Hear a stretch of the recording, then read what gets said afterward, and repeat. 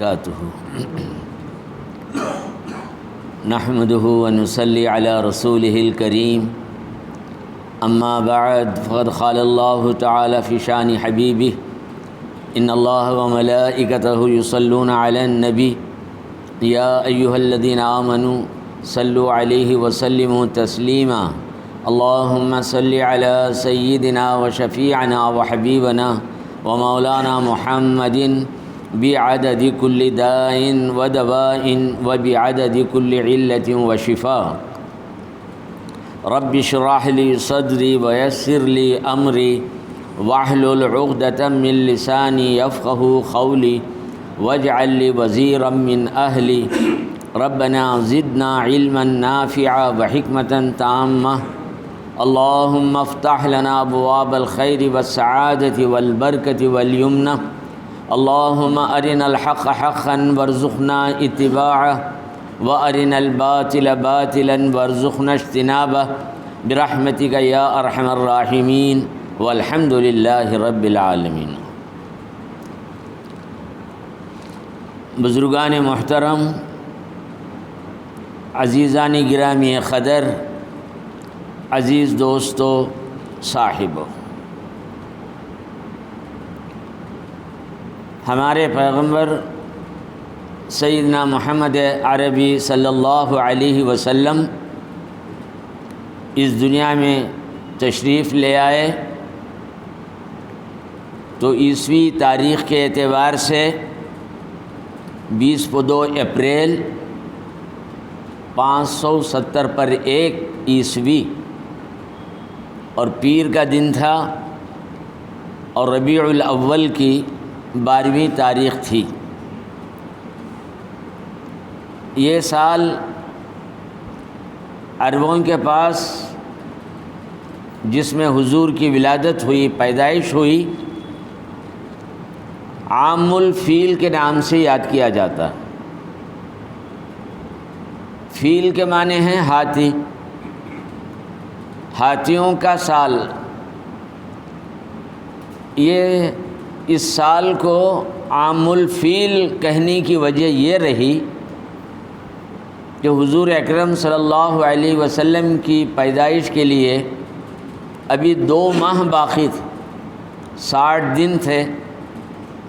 مکہ مکرمہ میں بہت بڑا واقعہ پیش آیا جس کا ذکر قرآن کریم میں سورۃ الفیل کے اندر بھی آیا ہوا ہے۔ یمن کا بادشاہ، بلکہ وہاں اس علاقے کا وزیر تھا،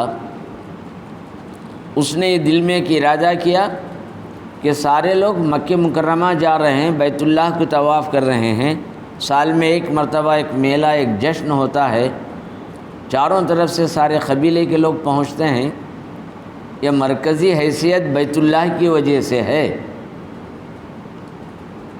یہاں سے بیت اللہ کو ختم کر کے میں اپنے علاقے صنعاء جو اس کی بستی تھی یمن کا، آج بھی وہ شہر موجود ہے، اس شہر میں ایسی ایک عبادت گاہ بنائی جائے جہاں سب قبیلے کے لوگ پہنچتے رہیں اور یمن کو ایک مرکزی حیثیت حاصل ہو اور اس عبادت گاہ کو ایک تقدس حاصل ہو، احترام حاصل ہو۔ اس خیال کے تحت اس نے وہاں ایک ایسی عمارت شروع کی اور تعمیر کرنے کے بعد اب جب تک بیت اللہ رہے گا یہاں کوئی لوگ نہیں آئیں گے، لہذا بیت اللہ کو ختم کر دینا چاہیے۔ اس نیت کے تحت وہ ہاتھیوں کو لے کر وہاں پر پہنچا۔ جیسے ہی وہاں پہنچا، بہت بڑا لشکر تھا، بڑی طاقت تھی۔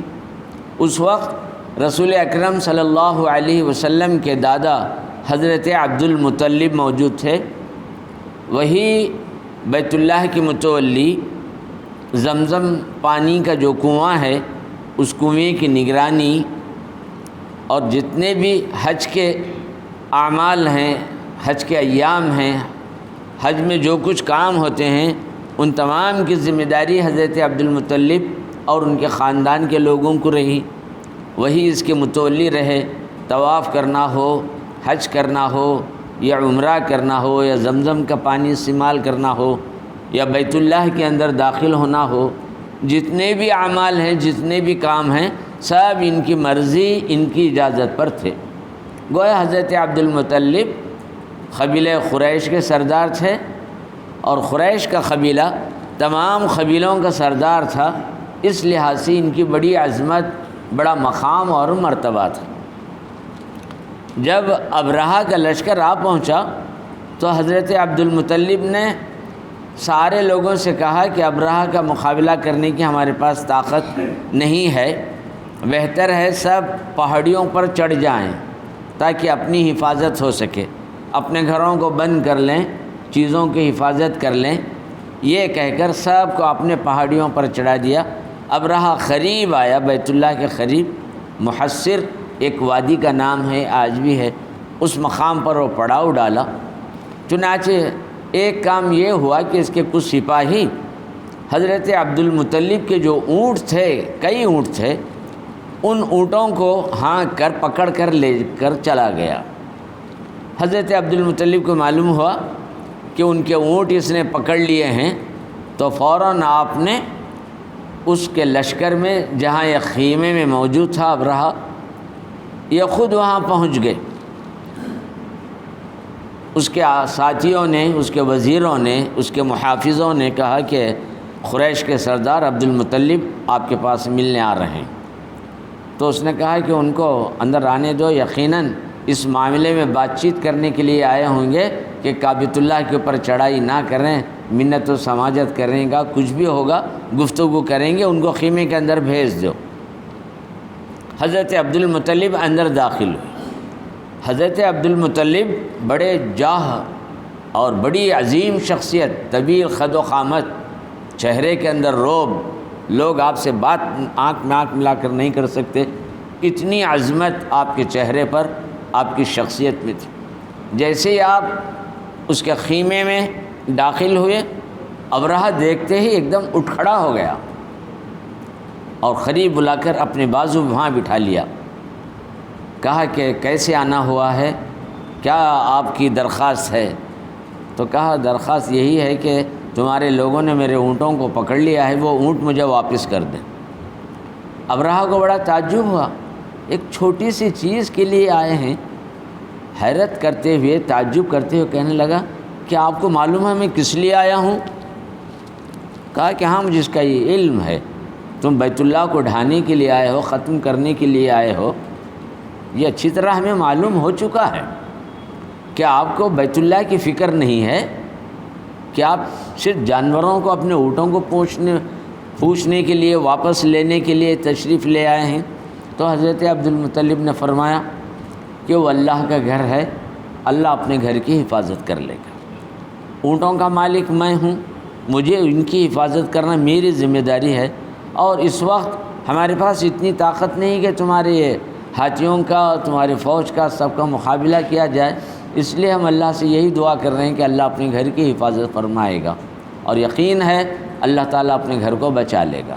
یہ کہا تو اس نے کہا ٹھیک ہے، جائیے اپنے اونٹ لے کر چلے جائیے۔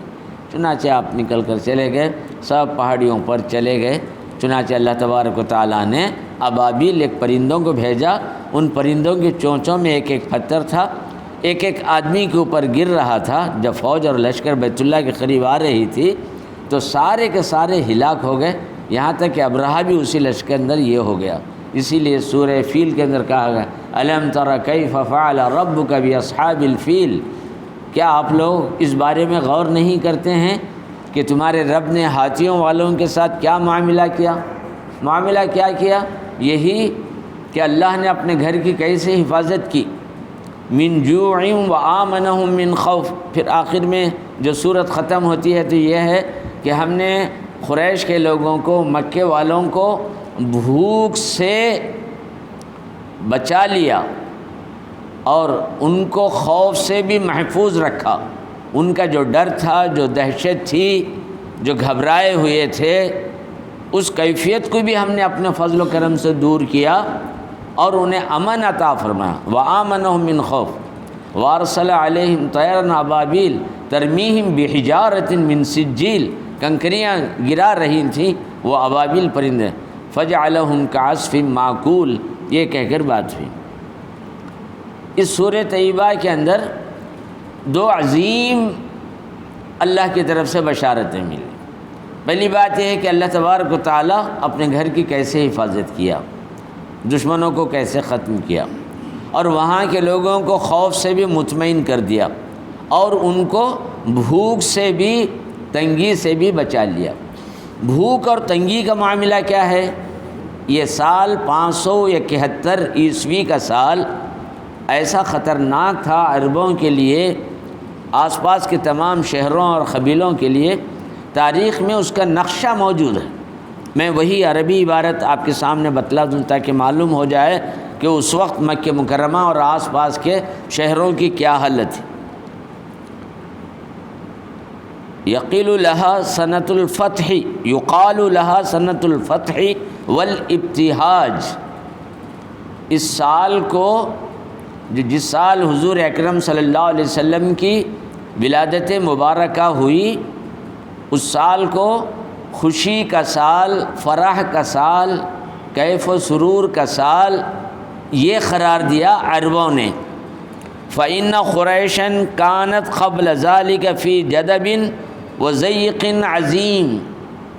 یہ وہ سال تھا جس میں قریش کے لوگ اور دیگر جتنے قبیلے والے تھے ان لوگوں کو قحط پڑا ہوا تھا، پانی کی بھی سخت قلت تھی اور بڑی تنگی تھی، کھانے کی، پینے کی چیزوں کی قیمتوں کے وصول ہونے میں اتنی پریشانی اس سال سارے عرب کے اندر پھیلی ہوئی تھی۔ تمام قبیلے متاثر تھے، قریش بھی متاثر تھے۔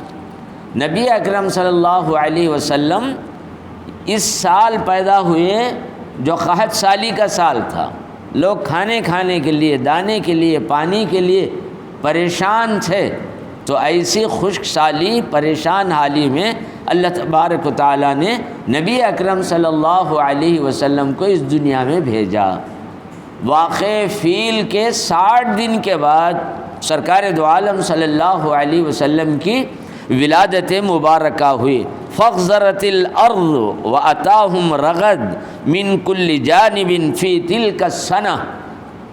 حضور کے پیدائش کے بعد یہ سال ایسا سال ہو گیا کہ ہر طرف سے خوشحالی، فارغ البالی اور طرح طرح کی چیزیں نصیب ہونے لگی، اور ہر طرف ہریالی، سبزی، شادابی، غلہ و اناج میں برکت، چیزوں میں برکت، سارے معاملات ہونے لگے۔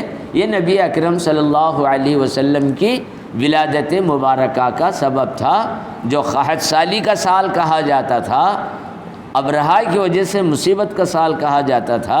اس موقع پر اللہ تبارک و تعالی نے اس سال کو خوشیوں کا سال قرار دیا۔ عام الابتہاج والسرور والفرح، یہ الفاظ مورخین نے لکھا ہے۔ نبی اکرم صلی اللہ علیہ وسلم کی ولادت کی خبر یہ کوئی اچانک واقعہ نہیں ہے۔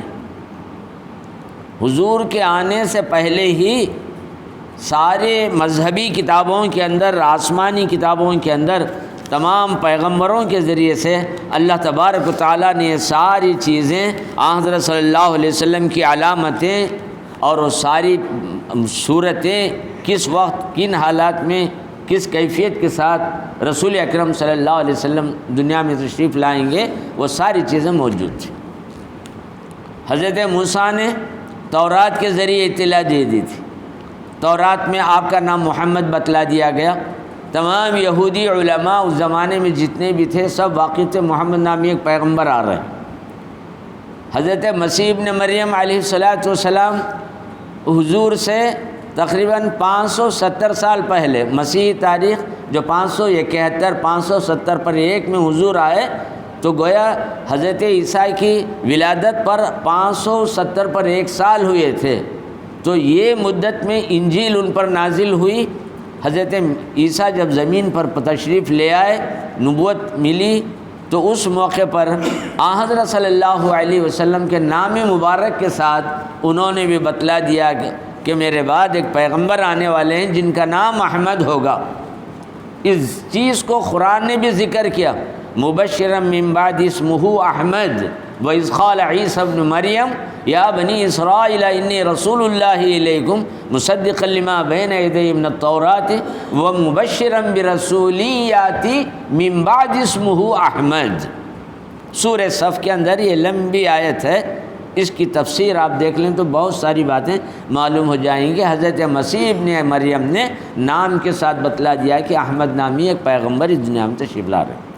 حضرت صلی اللہ علیہ وسلم کے آنے سے پہلے ہی مذہبی روایتوں میں نجومیوں کے ذریعے سے، کاہنوں کے ذریعے سے، تاریخی روایتوں کے ذریعے سے جو حکایتیں بیان کی جاتی تھیں، جو کہانیاں اور داستانیں سنائی جاتی تھیں، ان سب کے اندر نبی اکرم صلی اللہ علیہ وسلم کا ذکر مبارکہ رہا۔ بلکہ حضرت صلی اللہ علیہ وسلم کے صحابہ میں حضرت ابوبکر رضی اللہ تعالی عنہ کا بھی ذکر مبارک ملا، حضرت عمر بن الخطاب رضی اللہ تعالی عنہ کی بھی نشانیاں، اور یہ معلوم ہے کہ ان کے بعد یہ پہلے خلیفہ ہوں گے، یہ دوسرے خلیفہ ہوں گے، ان کی یہ پہچانیں، ان کی یہ علامتیں، بڑی تفصیل ہے۔ سورۃ البینہ قرآن کی ایک سورت ہے، لم یکن الذین کفروا، اس کی تفسیر میں حضرت عمر رضی اللہ تعالیٰ عنہ کے تعلق سے بڑی تفصیلات ہے کہ ان کی جو نشانیاں تھیں، کیسے تھیں، کیا تھیں، وہ پوری وہاں پر ہی تفصیلات موجود ہیں۔ تو اس طریقے سے حضور کا دنیا میں آنا ایک معلوم واقعہ، ایک مشہور واقعہ، ہر جگہ پھیلی ہوئی خبر تھی، یہاں تک کہ یہودی علماء حضرت صلی اللہ علیہ وسلم پر اس قدر عقیدت محبت رکھتے تھے کہ جب کبھی بنی اسرائیل پر کافروں کا غلبہ ہو جاتا، بنی اسرائیل کیا ہے؟ اس زمانے کے مسلمان ہیں، اہل کتاب ہیں، ایمان والے ہیں، ان کے مقابلے میں جو کفار تھے، اگر ان پر حملہ کرتے، کوئی مصیبت اور پریشانی کی بات آتی تو علماء ان سے کہتے تھے کہ تم نبی محمد، نبی موعود، دو لفظ ہیں، موعود کے معنی آتے ہیں وعدہ کیا گیا ہوا، وہ نبی جس کا اے اللہ تو نے وعدہ کیا ہے، اس لفظ کے اندر اتنی وضاحت ہے، نبی موعود، اے اللہ اس نبی کا واسطہ جس کو دنیا میں بھیجنے کا، اس کے ذریعے خیر اور برکت کے نازل کرنے کا تو نے جو وعدہ کیا ہے، اس کی رحمت کا جو تو نے ہمیں اطلاع دی ہے، اس نبی کے واسطے سے اس مصیبت کو ٹال دے۔ وہ لوگ کیا کرتے تھے؟ ایسے موقع پر تورات کو سامنے لے آتے، جن آیتوں میں حضرت صلی اللہ علیہ وسلم کا وصف، آپ کی صفت، آپ کا تذکرہ یا آپ کا حلیہ، آپ کے تعلق سے جو بھی باتیں ہوتی، ان پر انگلی رکھ کر یہ دعا مانگتے ہیں اللہ اس نبی کے صدقے میں ہمیں کامیابی عطا فرما۔ یہ ان لوگوں کا عمل تھا جو یہود تھے، اس زمانے کے مسلمان تھے، رسول اللہ صلی اللہ علیہ وسلم کا واسطہ لے کر دعا مانگتے تھے۔ اس چیز کو قرآن کریم نے بھی محفوظ رکھا ہے۔ یہ ایسی بات نہیں کہ تورات میں رہ گئی، یہ ان کے مذہبی روایتوں میں ایسی بات آ گئی تھی، وہ نہیں، بلکہ قرآن نے بھی اس کو نقل کیا، وَكَانُوا مِن قَبْلُ يَسْتَفْتِحُونَ عَلَى الَّذِينَ كَفَرُوا، جس نبی کے آنے کا تم انتظار کر رہے تھے اور اس کا نام لے کر فتح و نصرت کی دعائیں مانگتے تھے، فَلَمَّا جَاءَهُم مَّا عَرَفُوا كَفَرُوا بِهِ، جب یہ پیغمبر آ چکا تو پہچاننے سے انکار کر رہے ہو اور نبوت کو قبول کرنے کے لیے پس و پیش ہو رہے ہو، گویا تم اللہ کی رحمت سے دور ہو چکے ہو۔ تو اس طریقے سے یہ بات تھی۔ چنانچہ حضرت موسیٰ علیہ السلام نے جو بات کہی تھی، میں انہی کی وہ حدیث جو حضرت موسیٰ کی رہی وہ آپ کے سامنے نقل کرنا چاہتا ہوں، تاکہ معلوم ہو کہ جو بھی چیزیں میں آپ حضرات کے سامنے رکھ رہا ہوں، یہ گویا میں اپنی طرف سے من گھڑت روایتیں، ضعیف چیزیں، عموماً اس قسم کی باتیں آ جاتی ہیں لوگوں کے سامنے، اس لیے میں نے چاہا کہ جو بھی بات ہو سند اور مستند اور حوالے کے ساتھ ہو، آپ پورے اطمینان کے ساتھ ان باتوں پر یقین کر لیں۔ حضرت کعب ابن احبار کی روایت، ان اللہ تعالی اخبر موسیٰ عن وقت خروج محمد، اللہ تبارک و تعالی نے حضرت موسیٰ علیہ السلام کو محمد صلی اللہ علیہ وسلم کے آنے کے وقت کی اطلاع دی۔ وہ موسیٰ اخبر قومہ، اللہ نے وحی کے ذریعے سے موسیٰ علیہ السلام کو بتلا دیا کہ محمد صلی اللہ علیہ وسلم کب، کس وقت، کس حالت میں اس دنیا میں تشریف لے آنے والے ہیں۔ اور حضرت موسیٰ علیہ السلام نے بنی اسرائیل کو بتلا دیا وہ ساری باتیں جو اللہ نے آپ کو بتلایا تھا۔ وَصَارَ ذَلِكَ مِمَّا إِنَّ الْكَوْكَبَ الْمَعْرُوفَ عِنْدَكُمْ إِذَا تَحَرَّكَ وَصَارَ عَنْ مَوْضِعِهِ فَهُوَ وَقْتُ خُرُوجِ محمد صلی اللہ علیہ وسلم۔ پھر حضرت موسیٰ علیہ السلام نے کہا بنی اسرائیل کو، ایک معروف ستارہ ہے جسے تم پہچانتے ہو، یہ مانا ہوا تمہارے پاس یہ ستارہ ہے کا مطلب یہ ہے یہ ایسا کوئی نامعلوم غیر معروف ستارہ نہیں ہے کہ تم نہیں جانتے، تم اچھی طرح سے اس ستارے کو جانتے اور پہچانتے ہو، یہ مانا ہے۔ الکوکب، الکوکب کہتے ہیں ستارہ۔ الکوکب المعروف عندکم اذا تحرک وصار عن موضعہ، جب یہ ستارہ جس مقام پر رکا ہوا ہے، ٹھہرا ہوا ہے، جو حرکت میں آ جائے، اپنی جگہ چھوڑ کر ہٹ جائے، یہ اگر تم نے دیکھ لیا تو سمجھ جاؤ فَهُوَ وَقْتُ خُرُوجٍ، وہی خروج کا وقت ہے، اس پیغمبر کے آنے کی علامت اور پہچان ہے۔ وقت خروج محمد وَصَارَ ذَلِكَ مِمَّا بِتَوَارِثِهِ الْعُلَمَاءِ مِن بنی اسرائیل۔ اس کے بعد یہ روایت میں یہ بات اور آگے آ رہی ہے کہ سارے علماء بنی اسرائیل اس حدیث کو جو موسیٰ نے بیان کی تھی اس کو وراثت کے طور پر نسلاً بعد نسلاً آبا و اجداد اپنی اولاد کو، باپ بیٹے کو، بیٹا پوتے کو، پوتا پڑ پوتے کو، اس طریقے سے جنریشن کے طور پر اس خبر کو بنی اسرائیل اپنی قوم میں منتقل کرتے رہے، یہ معنی ہے۔ وَصَارَ ذَلِكَ مِمَّا بِتَوَارِثِهِ الْعُلَمَاء مِن بنی اسرائیل، بنی اسرائیل کے علماء اس حدیث کو جو موسیٰ نے ان کے سامنے بیان کی تھی وہ سب لوگوں کے سامنے رکھ دیا اور بتلا دیا۔ چنانچہ جس رات نبی اکرم صلی اللہ علیہ وسلم کی ولادت مبارکہ ہوئی، وہ ستارہ اپنے مقام سے ہٹ گیا۔ کچھ یہودی تھے جو ملک شام کے، وہ بھی آ کر مکہ مکرمہ میں رہ گئے تھے، کسی بھی غرض سے آ کر رہ گئے، وہ الگ بات۔ تو چنانچہ وہ اس بات کا انتظار کر رہے تھے کہ جس دن حضور کی پیدائش ہوئی 12 ربیع الاول کو شب میں، تو انہوں نے اس ستارے کو دیکھا ہے کہ اس مقام سے ہٹا ہوا ہے، تو انہیں یقین ہو گیا، کیونکہ ان کے نبی نے کہا تھا، ان کے باپ داداؤں سے روایت نسلاً بعد نسلاً، پشت در پشت ان کے سامنے آتی جا رہی تھی، اسی لیے انہیں یقین ہو گیا کہ یہ وہی رات ہے کہ آج محمد صلی اللہ علیہ وسلم کی ولادت ہو چکی ہے۔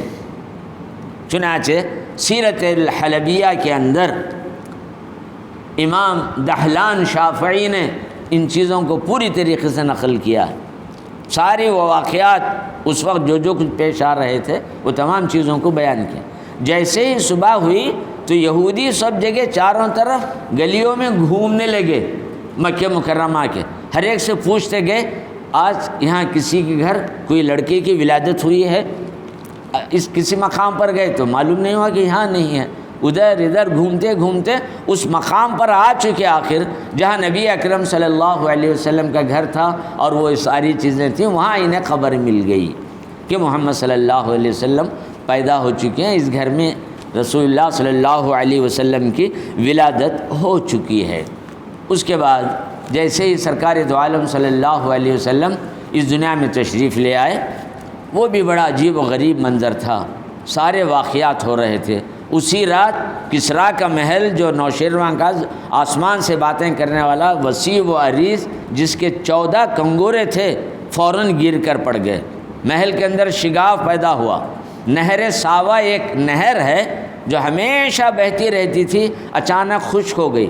آتش کدے ایران، اس کی مدت آپ کو بتلاؤں تو آپ حیران ہو جائیں گے کہ اس کی مدت اتنی تھی 3160 پر 4 سال، اتنی طویل مدت سے وہ نہر جاری تھی، اور وہاں ان کے حکمران کی حکومت تھی۔ گویا اس حکومت کا دور جو بتلایا جا رہا ہے ایران میں آل ساسان، حکومت ساسان کہیے، دولت ساسان کہیے یا ان کا اقتدار کہیے، 3160 پر 4 سال رہا۔ ابن عباس رضی اللہ تعالیٰ عنہ فرماتے ہیں، صحابی رسول ہیں، رسول اکرم صلی اللہ علیہ وسلم کے چچا زاد بھائی ہیں، فرماتے ہیں وَلَمْ يَبْخَ صَرِيرُ الْمَلِكِ مِن مُلُوكِ الدُّنْيَا إِلَّا أَصْبَحَ مَنْكُوسًا بُحَيْرَ صَابَا۔ انہوں نے بتلایا کہ صابا خشک ہو گیا اور اس کے محل کے اندر شگاف پیدا ہو گئے۔ کسریٰ جو بادشاہ تھا، صبح ہونے کے بعد تمام امراء کو، وزراء کو، نجومیوں کو، کاہنوں کو سب کو جمع کیا، اور اس نے خواب دیکھا کہ میں نے ایک عجیب و غریب خواب دیکھا ہے، ایک عربی اونٹ ہمارے شہروں کے اندر گھوڑوں کو ہانکتے ہوئے داخل ہو رہا ہے، ہمارے شہروں کے تمام گلیوں اور بستیوں میں پھیل چکا ہے۔ اس خواب کی کیا تعبیر؟ عبد المسیح ایک بہت بڑا نجومی تھا، اس نے کہا سمجھیے کہ آج سے یا چند سالوں کے بعد سے آپ کی حکومت کو زوال ہی زوال آنے والا ہے، اور سب آپ کے جتنے حکمران ہیں وہ ختم ہو جائیں گے۔ چنانچہ حضرت عثمان ابن عفان رضی اللہ تعالیٰ عنہ کے دور میں آل ساسان کا آخری بادشاہ، اس کا اقتدار پوری طریقے سے ختم ہوا۔ ویسے ایران، فارس، ساری چیزیں حضرت عمر بن الخطاب رضی اللہ تعالی عنہ نے اپنے اقتدار میں لے کر، اپنے خلافت میں لے کر اس کو فتح کیا تھا۔ یہ ساری چیزیں تھیں۔ اس رات جو حضور کی ولادت ہونے والی تھی، آسمان پر اللہ تبارک و تعالیٰ نے شہاب ثاقب، قرآن میں سورہ صافات 23ویں پارے میں اس کا ذکر ہے، فاتبعہ شہاب ثاقب، ایک آگ کا انگارہ، گولا، شعلہ، وہ شہاب ثاقب۔ حضور کی پیدائش کے وقت سارے آسمانوں پر فرشتوں کے پہرے بٹھا دیے گئے تھے، یہاں سے کوئی جن اور شیاطین آسمانوں پر نہیں جا سکتے تھے۔ ان کا معمول تھا جن اور شیاطین کا آسمانوں تک پہنچتے، وہاں فرشتے احکامات کے بارے میں جو کچھ بات چیت کرتے رہتے اس کو چوری چھپے سے سن لیتے۔ استراق السمع، سننے میں کان لگا کر سن لینا، کچھ باتیں معلوم کر لینا، زمین پر آ کر نجومیوں کو، کاہنوں کو، فال دیکھنے والوں کو یہ باتیں بتلا دینا، اور وہ لوگ قوموں میں ان باتوں کو پھیلایا کرتے تھے۔ تو اللہ تبارک و تعالیٰ نے اس روز ایک نظام یہ قائم کیا ہے کہ آسمانوں پر پہرے بٹھا دیے گئے، اور شہاب ثاقب شیاطین پر، جنوں پر گراتے گئے تاکہ کسی کی رسائی وہاں تک نہ ہو۔ اور رسول اللہ صلی اللہ علیہ وسلم کی ولادت مبارکہ کا بڑا عجیب و غریب نظام رہا۔ حضرت آسیہ وہاں پہنچی، حضرت مریم وہاں پہنچی، اور آس پاس کی کئی عورتیں وہاں پر آ کر حاضر ہو گئیں، جیسا کہ عام طور پر ولادت کے موقع پر زچہ اور جو خاتون ہوتی ہے، حاملہ خاتون جو ہوتی ہے، اس کے پاس بیٹھتے ہیں، وہی منظر رہا۔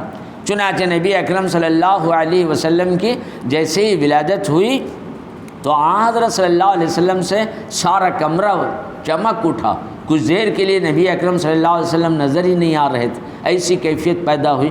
بعد میں حضرت صلی اللہ علیہ وسلم کو دیکھا گیا کہ آپ ختنہ کیے گئے ہوئے ہیں، اور بدن پر کسی قسم کی نجاست، گندگی، جس کو اول یا ناف جو بری تھے، ماں کے ناف سے لے کر وہاں تک جو تعلق رہتا اس کو جو کٹ کرتے ہیں بمبئی کے پاس، وہ اس قسم کی کوئی علامت سرکار دو عالم صلی اللہ علیہ وسلم کے پاس نہیں۔ اٹھتے ہی آپ نے سجدہ کیا، اور ہر طرح کی عجیب و غریب کیفیتیں ظاہر ہوئیں۔ حضرت آمینہ وغیرہ سب اس منظر کو دیکھ رہی تھیں۔ صوبیہ ابو لہب کی ایک بانجی تھی، وہ بھی وہاں موجود تھی، بازو ہی میں ابو لہب کا گھر تھا۔ فوراً وہ بھاگتی ہوئی گئی اور ابو لہب کو بیدار کی کہ تمہیں خبر ہے تمہارے مرحوم بھائی عبداللہ کے گھر میں ایسا لڑکا پیدا ہوا ہے کہ چاند کی روشنی جو ہوتی ہے وہی کیفیت، چاند جیسا لڑکا پیدا۔ ابو لہب نیند کی حالت میں اٹھ کر بیٹھا، اس کی بھی خوشی کی انتہا نہ رہی۔ فوراً اس نے اپنی انگلی کے اشارے سے کہا میں تمہیں آزاد کر رہا ہوں۔ معمولی تحفہ نہیں تھا، اس نعمت پر، اس بشارت پر، یہ خوشخبری سنانے پر کہا کہ میں تمہیں آزاد کر دیا۔ خوشی کے مارے وہ چلے گئے۔ پھر اس کے بعد ابو لہب نے یہ بھی کہا بچے کو دودھ پلانے کی تمہاری ذمہ داری، آزاد کرنے کے بعد دودھ پلانے کی ذمہ داری۔ ایسے نہیں کہ کوئی ایک باندھی تھی، نوکرانی تھی، اسے یہ اعزاز دیا جا رہا ہے کہ حضور کو دودھ پلائے نہیں۔ آزاد کرنے کے بعد کہا کہ تم رکو، اور محمد صلی اللہ علیہ وسلم نام تو اس نے نہیں لیا، لیکن نومولود بچے کے لیے دودھ پلانے کے انتظام، تو حضرت آمنہ نے دودھ پلایا، بعد میں حضرت حلیمہ نے پلایا، صوبیہ نے پلایا۔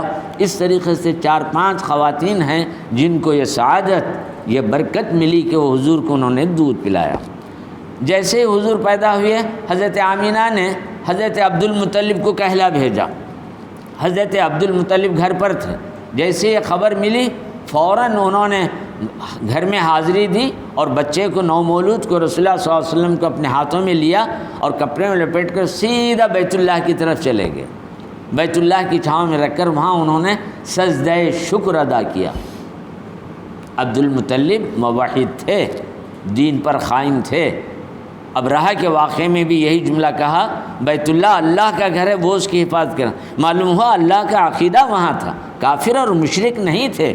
رسول اللہ صلی اللہ علیہ وسلم کے جتنے بھی اجداد اور آبا ہیں، پھر آپ نے وہاں سجدہ شکر ادا کیا، پھر واپس لے کر آئے۔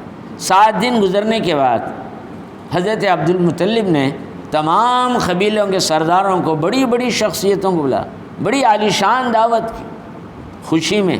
ایک تو آپ کا بیٹا اس دنیا سے رخصت ہو چکا تھا، حضرت عبداللہ، یتیم پوتا، اس کے لیے خوشی کے ساتھ آپ نے تقریب کی۔ یہ تقریب کو عقیقے کی تقریب کہا جاتا ہے۔ اسلام سے پہلے عربوں میں یہ چیز تھی، جو چیز اسلام سے پہلے اچھی رہی حضور نے اس کو قبول کیا، جو چیز اچھی نہیں رہی اس کو ترک کر دیا، جس میں شرک کا معاملہ رہا ختم کیا۔ ایسے کئی اعمال ہیں جو اسلام سے پہلے رہے۔ عقیقہ رہا، اسلام سے پہلے میت کو نہلانا اور کفن پہنانا احترام کا معاملہ تھا میت کا عربوں کے پاس۔ ایسا ہی نہیں کہ کچھ پانی پھینک دیا، لے گیا خبر میں ڈال دیا، دفن۔ پورے تعظیم احترام کے ساتھ نہلانا دھلانا، کفن اور دفن کا رواج بھی ان کے پاس تھا۔ اس طریقے سے کئی چیزیں ان کے پاس تھی۔ نام رکھنے کی تقریب بھی ان کے پاس تھی، لوگوں کے سامنے معلوم ہو جائے کہ بچہ کس نسب کا ہے، کس خاندان۔ عربوں کے اندر جس بچے کا نسب معلوم نہ ہو اس کی کوئی اہمیت نہیں ہوتی تھی، اس لیے بچے کے نام کا بھی اعلان ہو، حسب کا بھی اعلان ہو، قبیلے کی بھی اطلاع ہو، معلوم ہو کہ شریف زادہ ہے، فلاں خاندان کا ہے، اس کا باپ فلاں ہے، اس کی ماں فلاں ہے۔ یہ کیسے اعلان ہو؟ آدمی جا کر گاؤں گلی پوچھتے ہوئے تو بولتے ہوئے ڈھنڈورا تو نہیں پیٹ سکتا۔ اسی لیے ایک ترکیب عربوں نے یہ نکالی تھی کہ ولادت کے 7 دن کے بعد سب کو خوشی کی دعوت بھی ہو۔ تو معلوم ہوا کوئی نعمت ملے تو اظہار خوشی میں کھلانا پلانا، وہ بھی ایک یہاں سے ایک ہمارے لیے ایک راستہ نکل رہا۔ حضرت عبد المطلب نے بہت بڑی دعوت کا اہتمام کیا، لوگ کھائے پیے۔ اس کے بعد بچے کے نام کا اعلان تھا، تو اس موقع پر حضرت عبد المطلب نے کہا میں اپنے نومولود پوتے کا نام محمد رکھ رہا ہوں۔ لوگ حیران ہو گئے، اس سے پہلے کہیں بھی محمد کا نام ہی نہیں تھا۔ سب کو تعجب لگا، کہا کہ اے عبد المطلب بڑا عجیب نام رکھ دیا تم نے، کہیں سننے میں بھی نہیں آیا، آخر کیا وجہ ہے کہ ایسا نام آپ نے چنا ہے؟ تو حضرت عبد المطلب نے کہا میری یہ خواہش اور تمنا ہے کہ میرے بچے کی حمد ثنا تعریف و توصیف، اس کی مدح ہمیشہ ہوتی رہے، یہ میری خواہش ہے۔ چنانچہ محمد کا معنی بھی وہی ہے، حمد کیا گیا ہوا، تعریف کیا گیا ہوا، سراہایا گیا ہوا، ستائش کیا گیا ہوا۔ یہ ستائش پیدائش کے وقت سے شروع نہیں ہوئی، ازل سے شروع ہوئی، جب کہ آپ نور کی حالت میں تھے، روح کی حالت میں تھے، عالم امر میں تھے، پھر عالم جسمانی میں آئے تو اس وقت بھی آپ کا ذکر خیر، ذکر مبارکہ شروع ہوا۔ اور انشاءاللہ تبارک و تعالیٰ یہ ایسا ذکر ہے قیامت تک جاری و ساری رہے گا، قیامت میں بھی آپ کا ذکر مبارک وہاں بھی جاری و ساری رہے گا۔ اسی لیے آپ کی شان میں یہی کہا گیا وَرَفَعْنَا لَكَ ذِكْرَكَ، اے نبی ہم نے آپ کے لیے آپ کا ذکر، آپ کا نام ہمیشہ بلند رکھا ہے۔ پھر ایک آیت کہی گئی اِنَّا أَعْطَيْنَاكَ الْكَوْثَرَ، ہم آپ کو ذکر کثیر دے رہے ہیں کہ ہر جگہ آپ کا ذکر رہے گا، ہر جگہ آپ کا نام زندہ رہے گا۔ یہ ایسے موقع پر یہ آیت نازل ہوئی جب کہ رسول اللہ صلی اللہ علیہ وسلم کے گھر میں نرینہ اولاد نہیں تھی۔ طیب پیدا ہوئے، طاہر پیدا ہوئے، ابو القاسم پیدا ہوئے، قاسم پیدا ہوئے، سب انتقال کر گئے۔ ایک بچہ ابراہیم پیدا ہوا مدینہ منورہ میں ماریہ خبطیہ کے بطن سے، وہ بھی چند دنوں میں انتقال ہو گیا۔ تو سب لوگوں نے، یہودیوں نے اور وہاں کے منافقوں نے، مشرکوں نے کہنے لگا چلیے اب محمد تو بڑھاپی کی منزل میں قدم رکھ چکے ہیں، اب ان کے گھر کیا چراغ روشن ہو سکتا ہے، کہاں ان کو نرینہ اولاد ہو سکتی ہے، چند دنوں کے بعد ان کا نام مٹ جائے گا، کوئی ان کو پوچھنے والا نہیں رہے گا۔ تو اس موقع پر اللہ نے ان کا حضرت صلی اللہ علیہ وسلم کا انا اعطیناک الکوثر، ہم آپ کو کوثر دے رہے ہیں، آپ کا ذکر ہمیشہ ہمیشہ رہے گا۔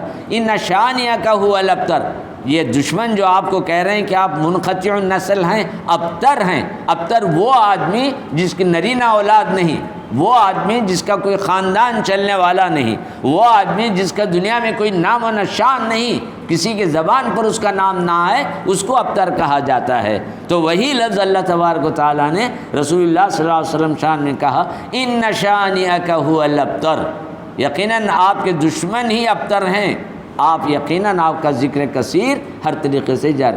الحمدللہ سرکار دو عالم صلی اللہ علیہ وسلم تمام اہل ایمان کے دلوں میں موجود ہیں، ذکر زبانوں پر جاری ہے، نماز ہو، درود ہو، جو مجلس ہو، بغیر آپ کے ذکر کے دعائیں بھی ادھوری ناتمام، دعاؤں سے پہلے درود نہ ہو، دعاؤں کے بعد درود نہ ہو، وہ دعائیں اللہ کے پاس مقبول نہیں۔ انہی کلمات پر آج کی گفتگو ختم ہے۔ انشاءاللہ تبارک و تعالی کل سے سیرت کے اس تسلسل کو جاری کر دوں گا کہ سرکار دو عالم صلی اللہ علیہ وسلم کی عمر شریف ایک ہفتہ جسمانی اعتبار سے، مادی اعتبار سے ہوئی ہے۔ انشاءاللہ کل یہاں سے اس موضوع کو میں آگے بڑھاؤں گا۔ دعا فرمائیں کہ اللہ تبارک و تعالی ہمارے اس عمل کو قبول فرما لے۔ آپ حضرات جو دور دراز سے مصروف ترین اوقات میں یہاں پہنچے ہیں، یہ آپ کا اخلاص رسول اللہ صلی اللہ علیہ وسلم کی خوشنودی روح مبارکہ کے لیے مسرت کا ذریعہ بن جائے، آخرت میں یہ عمل ہمارے لیے نجات کا ذریعہ بن جائے۔ وآخر دعوانا ان الحمد للہ رب العالمین۔